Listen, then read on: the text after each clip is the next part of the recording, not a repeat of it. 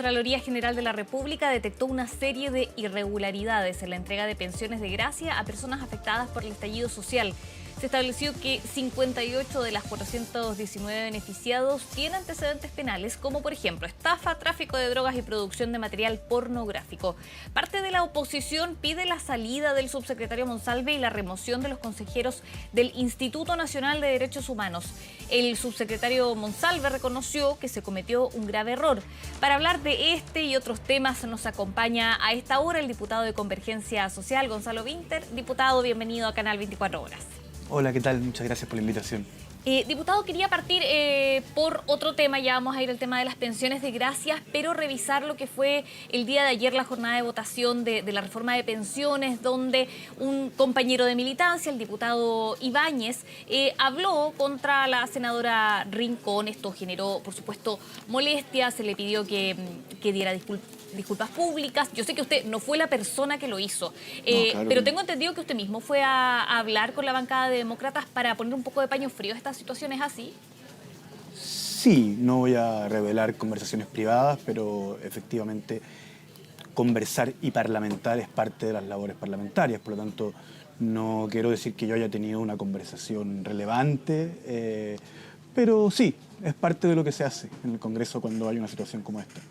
Y le pidió al diputado Ibáñez que fuera y pusiera también el mismo de su parte para ayudar a tender puentes con demócratas después de todo lo que le costó a la ministra Jara que se aprobara la idea de legislar. Lo que pasa es que el diputado Ibáñez no necesita que yo le diga eso porque él tiene eso clarísimo. De hecho, el diputado Ibáñez, más allá del comentario de ayer, es una persona bastante dialogante y lo saben la mayoría de los miembros del Parlamento. Sin embargo, yo quiero hacer un llamado de atención que más allá de lo oportuno e inoportuno que puede haber resultado de las declaraciones del diputado Ibáñez, que a la luz de los resultados obviamente es fácil de analizar, estamos hablando de algo mucho más serio. Ayer se rechazó el fondo de la posibilidad de subirle las pensiones a los adultos mayores. Entonces yo también quiero desfrivolizar esta conversación y decirle al país que yo tengo en mi distrito, en las comunas de San Joaquín, en La Granja, en Macul, en Santiago Centro también, hay personas de 90 años regando los pastos de las plazas, u 80 años, ¿cierto?, que nos están mirando para saber cómo les vamos a responder ante la posibilidad de que tengan una pensión decente con la cual se pueda vivir en Chile. Y ayer no fuimos capaces de responderle esa pregunta. Por el contrario, se rechazó el aumento de la pensión, se rechazó el fondo solidario, por lo tanto se rechazó el fondo de aquello que permitía darle una respuesta a los chilenos que nos dicen: yo tengo 80 años, trabajo desde los 15, ¿ya? Tengo 80, trabajo desde los 15 y no me alcanza para vivir en Chile, cuando además las AFP han lucrado durante todo este tiempo con mi sueldo. Entonces, ¿cómo yo le voy a responder a esa persona? Perdone que me ofusque, pero ¿cómo yo le voy a responder a esta persona? No, es que sabe que estamos discutiendo pactos parlamentarios, o el legado del presidente Boric, o el legado del presidente Piñera, o el legado de este presidente, o que hay una bancada que está enojada con un diputado porque dijo una frase que a ellos no les gustaba, etcétera. ¿Qué importa? O sea, la discusión de fondo acá es el sistema de pensiones que va a tener Chile y la capacidad que tengamos de responderle a los adultos mayores que no tienen para vivir por sobre la línea de la pobreza, luego de haber cotizado durante toda una vida, ¿cierto? Luego de habernos construido este país en el que estamos pudiendo tener esta conversación libremente y no somos capaces de tenerlo, digamos, con una pensión decente. Y a eso le agrego algo más grave, no más grave, pero algo grave que ocurrió el día de ayer, que es importante, que es el hecho de que la bancada de demócratas, y lo digo con todo el respeto del mundo y sin ningún adjetivo, firmó un documento, ¿ya?, que es esta indicación. De hecho, tengo la noticia, el 15... ¿cierto? O sea, perdón, el 1 del 15, dice: reforma previsional, gobierno ingresa indicación para distribuir nueva cotización en 3% del Seguro Social y 3% de capitalización individual. Leo: el Ejecutivo acoge así lo planteado por partidos del centro político, como Demócratas, Democracia Cristiana y PDG. Luego de eso, esto no queda en abstracto, sino que se pasa a tinta contra papel, se escribe y lo firman Alberto Undurraga, Miguel Ángel Calisto, Erika Edo, Rubén Oyarzo, Joana Pérez, Giovanna Ahumada, Víctor Pino, Karen Medina. El gobierno toma esta indicación y la suscribe, la apoya literalmente, sin modificar un punto ni una coma. Y mucho antes de las palabras del diputado Ibáñez, por eso, para ir al fondo, Demócratas firma acuerdo con gobierno por pensiones de gracia, anuncia votar a favor de apoyar la idea de legislar, pero no apoyará el 3 y 3. Es decir, no van a apoyar la indicación que ellos mismos habían suscrito. Entonces, aquí hay otra cosa que es muy grave, que es que la ciudadanía nos está viendo. ¿Y cómo le explico yo a la ciudadanía que los políticos firmamos acuerdos y al día siguiente salimos a decir que en realidad mi firma me resulta inoponible y que yo no voy a cumplir? O sea, ante los niños de Chile que le estamos explicando lo que es la democracia, nos vemos como una montonera de jugadores de póker y no como personas que están pensando en el futuro del país. Diputado, entonces usted reconoce que fue una victoria amarga para el gobierno por aprobar la idea de legislar, pero no el corazón de esta reforma. Mire, se aprobó la idea de legislar y esto se puede reponer en el Senado y por lo tanto todavía no sabemos si es amargo o dulce, independiente de los gustos de cada uno, ¿no? Pero lo que yo sí sé es que el texto que emanó ayer de la Cámara de Diputados no le sube las pensiones a los adultos mayores de mi distrito que me están mirando ahora para saber cómo les voy a subir las pensiones ahora. Y que la indicación que firmaron los diputados de Demócrata, y no ocupo ningún adjetivo para decirlo, la indicación que ellos firmaron, que ellos propusieron y que hizo que el gobierno pusiera la urgencia para que avanzara el proyecto, porque había llegado a un acuerdo escrito, firmado, ¿cierto? Esa indicación sí permitía que yo le dijera a los adultos mayores de mi distrito, les vamos a subir las pensiones. Y ellos firmaron en contra de algo que habían firmado. O sea, votaron en contra de algo que habían firmado. Entonces, yo creo que ahí hay que dar una explicación. Y ojo, que el anuncio de que van a votar en contra de esto se da antes de las declaraciones del diputado Ibáñez. Ya, diputado, entonces, vamos al fondo. Pero está un poco usted tratando de empatar la situación finalmente. Están aquí en un ping-pong entre demócratas ¿Perdón? y Convergencia Social. Porque, a ver... Perdón, ¿cuál sería el empate? Porque en el fondo Diego Ibáñez va a hablar contra la senadora Rincón, se genera este quiebre y ahora usted dice, sí, pero demócratas también faltó a su palabra. Entonces, están como tratando de... Aquí, ¿cuál es el avance voy a explicar, enfrascarnos en esto? Voy a explicar lo que yo estoy diciendo. Lo que yo estoy diciendo es que cuando usted me hizo la pregunta era, bueno, después de todo el esfuerzo que ha hecho la ministra Jara por llegar a acuerdos, lo que yo quiero desmentir es que independiente de la valoración que uno tenga de las palabras del diputado Ibáñez y de lo inoportunas que pueden haber sido, le concedo lo que usted quiera decir de eso. ¿Cuál es mi problema? No le contemos a la ciudadanía que el 3 y 3 se cayó por eso, porque ellos habían anunciado que iban a votar en contra de eso con anterioridad a las palabras del diputado Ibáñez. Entonces, yo no estoy haciendo un empate, yo estoy explicando la línea temporal para que no contemos una historia donde los acontecimientos no calzan.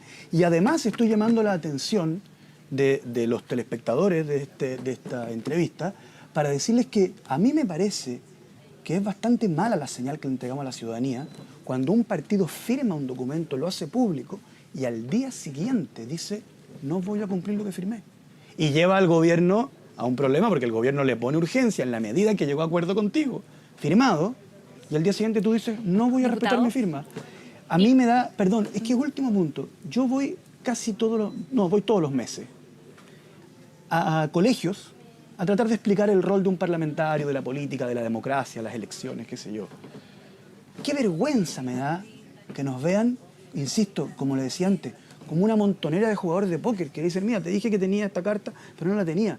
Cuando lo que yo les quiero transmitir es que tenemos debates de ideas, de principios, de valores, pensando, insisto, en cómo decirle al pensionado de mi distrito que le vamos a subir la pensión, que es algo que todavía no logramos responder. Diputado, y lo último sobre este tema, para usted hay responsabilidad de quién acá en Demócratas por haber cambiado de opinión, de haber apoyado primero el 3 y 3 y después no haber votado a favor. ¿Quién es responsable? Es muy buena la pregunta.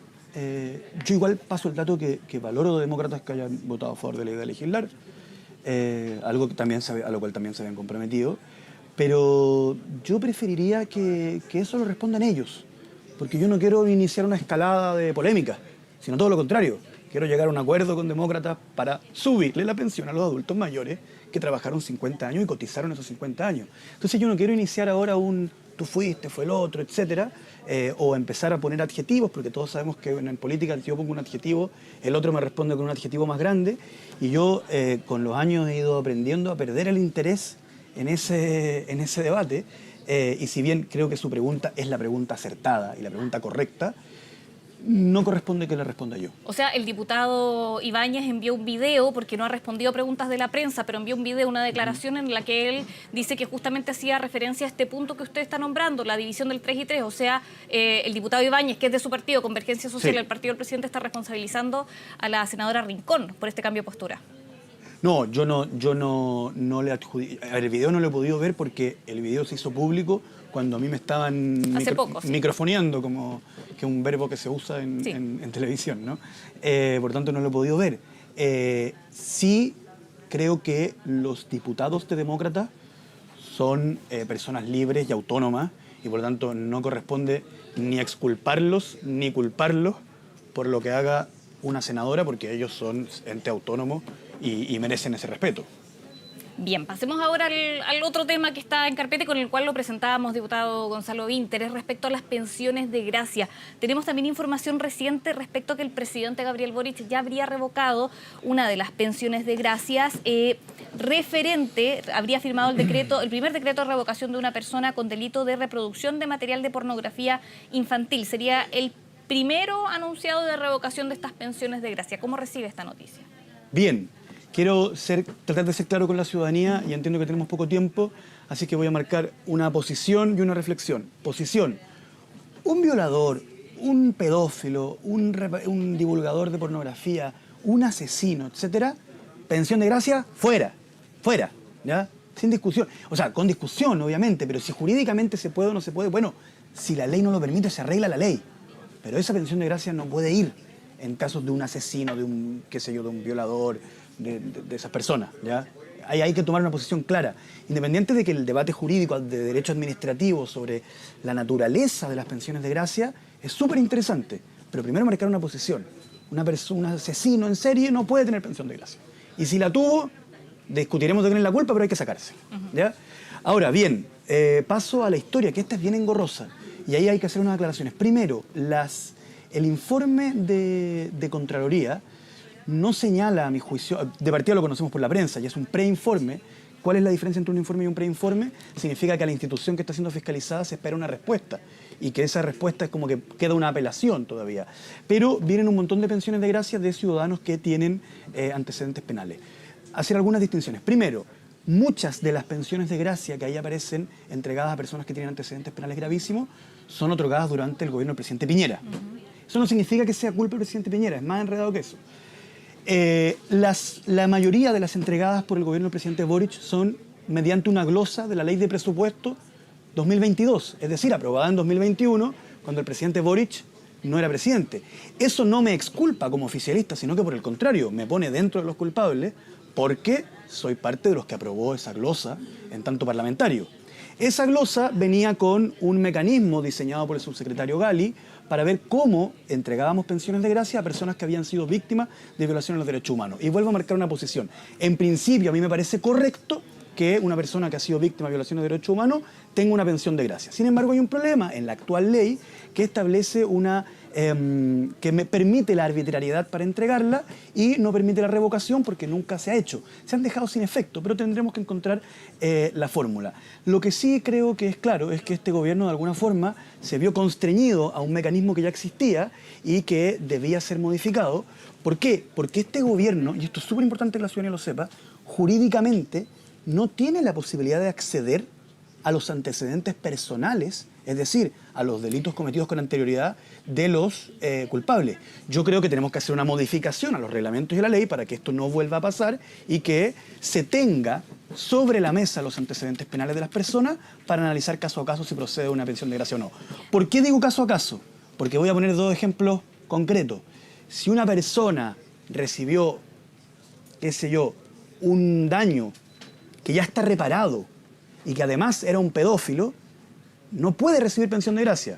Pero por el contrario, voy a poner el absurdo del otro lado del ejemplo. Si una persona a los 17 años se robó del supermercado, del almacén, un litro de leche y 30 años después resulta que es torturado por la policía y queda con secuelas para toda la vida, para mí a esa persona sí le correspondería una pensión de gracia. Entonces, mi solución es que ahora tengamos una nueva ley, se revoquen las que se tienen que revocar sin lugar a dudas y hagamos una ley donde se establezcan criterios y uno de esos criterios tiene que ser que se tengan los antecedentes penales sobre la mesa. Diputado, entonces acá se equivocó el Congreso al tramitar la ley. Ahí fue el error al no hacer un proceso quizás con más detalle respecto a entregar las pensiones de gracia. Hay un error del Congreso a la hora no de tramitar la ley de pensiones de gracia, porque esa ley es antiquísima, sino que a la hora de tramitar la ley de presupuesto 2022 en octubre del 2021, en donde no vimos con la delicadeza que merecía lo complejo que es certificar violaciones de derechos humanos y lo complejo que ha sido para la historia de Chile. Recordemos Reti Gibalech y recordemos lo que le ha costado a los argentinos no tener un Reti Gibalech, ¿ya? Se equivocó el gobierno del presidente Piñera cuando tampoco vio los problemas que esto podía generar y de alguna forma se equivocó también el gobierno del presidente Boric cuando aplicó este mecanismo que le precedía, pero que no advirtió o no tuvo la visión de que este mecanismo podía generar este problema. ¿Y quién asume la responsabilidad entonces de esta? Todos los anteriormente mencionados. ¿Toda la clase política debería asumir No toda la clase política, los parlamentarios, todos quienes éramos parlamentarios en 2021, el gobierno del presidente Piñera y el gobierno del presidente Boric. Y ahora el presidente Boric tiene la verdadera responsabilidad porque es de quien depende revocar las que hay que revocar, y yo espero que así lo haga. Bien, y en este mismo contexto respecto a la Contraloría, que ha ordenado procesos disciplinarios en la Subsecretaría del Interior y en el Instituto Nacional de Derechos Humanos, además de dar pensiones a quienes tenían condenas, también se está investigando respecto a irregularidades en el proceso de otorgamiento de las pensiones de gracia, justamente con informes que quizás no eran todo lo prolijos que tenían que ser. Acá el Instituto Nacional de Derechos Humanos descarta responsabilidad, también se está viendo qué pasa con la Subsecretaría del Interior, se pide la salida de Manuel Monsalve. También aquí me pregunto, ¿de quién es la responsabilidad entonces? ¿Cuál es el proceso, diputado, acá? ¿Es el INDH el que acredita que las personas son víctimas de violaciones a los derechos humanos? Yo creo que el INDH hizo un mal trabajo, pero insisto, para no desligar toda la responsabilidad, creo que en general los tres actores que mencioné en mi respuesta anterior no vimos la necesidad de analizar las violaciones de derechos humanos con la delicadeza que eso requiere. Porque muchas veces se dan estos debates en todo el mundo, cuando todo es violación de derechos humanos, nada lo es. Cuando se relajan los estándares, se permite que se ponga en duda y finalmente el que sí fue víctima termina siendo revictimizado porque todos lo ponen en duda. Y hay un montón de aprendizajes que tendríamos que haber tenido como país luego de Reti Gibalech y que no se aplicaron. Ahora bien, respecto a lo que dice la Contraloría, yo no he tenido acceso al informe definitivo porque es un trascendido de la prensa, entonces no lo puedo dar por definitivo, pero me allano a lo que diga la Contraloría respecto a eso. Y si usted me pregunta quién asume la responsabilidad, bueno, el que la Contraloría diga, y como se dijera por ahí hace mucho tiempo, que las instituciones funcionen.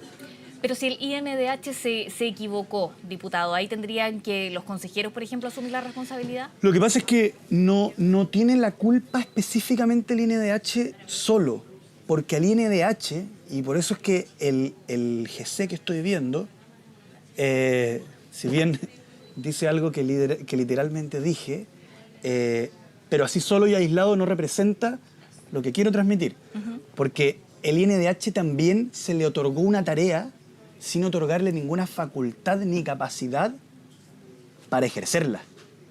Y eso también es un problema del mecanismo que estableció el subsecretario Gali y de la glosa que aprobamos el año 2021 y de que el gobierno del presidente Boric no haya advertido este problema. Claro, el INDH lo que dice es que no tenía intervención en el proceso, o sea, no entregan ellos las pensiones. Ellos lo que acreditan es respecto a si son víctimas de violaciones de derechos humanos, pero igualmente en eso, según la información que sale de Contraloría, el tema es que la acreditación ahí tendría ciertas debilidades, ¿no? Entonces ahí sí, pero ¿por qué la culpa no es total del INDH? Porque al final, igual, tanto el presidente Piñera como el presidente Boric, porque insisto, las pensiones de gracia objetadas por la Contraloría en el trascendido de prensa de hoy son de ambos gobiernos, finalmente son una facultad presidencial. Entonces igual los presidentes podrían haber puesto en duda lo que decía el INDH y no aceptar así nomás lo que de allí venía. Por eso es que el tema es tan delicado y tan complejo, pero yo marco mi posición con claridad. Las pensiones de gracia otorgadas a pedófilos, a violadores, etcétera, a asesinos, se sacan. Y si el derecho no me lo permite, se cambia el derecho, se cambia la ley. Bien, diputado Gonzalo Vinter, diputado de Convergencia Social, hemos tenido una larga conversación, podríamos seguir, le agradecemos su tiempo. Muchas gracias. Y bueno, estaremos Muchas ahí gracias en por la contacto oportunidad. para abordar estas materias. Muchas gracias, buenas tardes.